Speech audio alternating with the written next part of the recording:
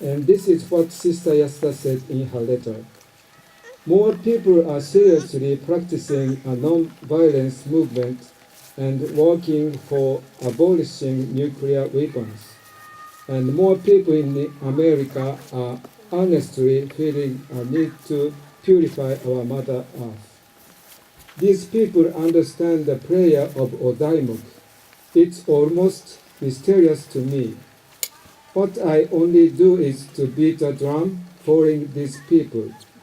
Those who seek their own religion within their tribal background come to welcome Odaimuk.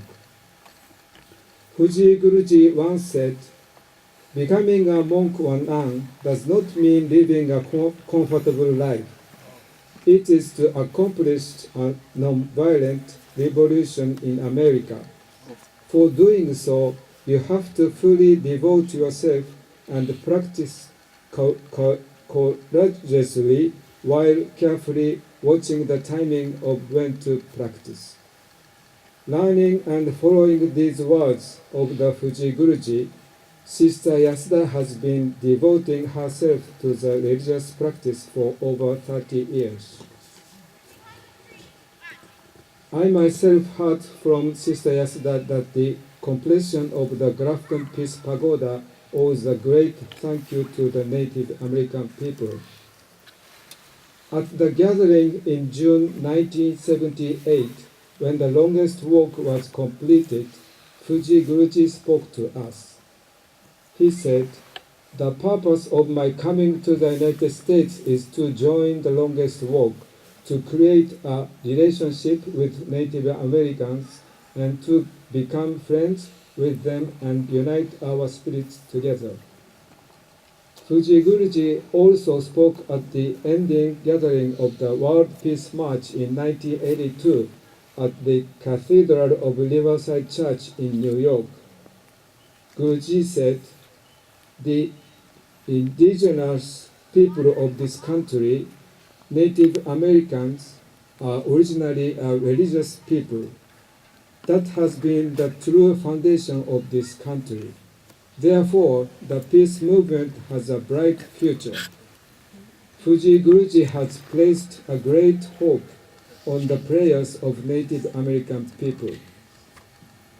Fuji Guruji said, "No matter how people in the modern age change the system or gather their wisdom, mutual fear and distrust may not be cleared away unless people move towards a healthy spiritual change.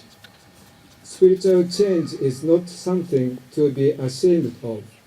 In Buddhism, it tells us that spiritual change could lead to clearing away one's delusions and attaining enlightenment.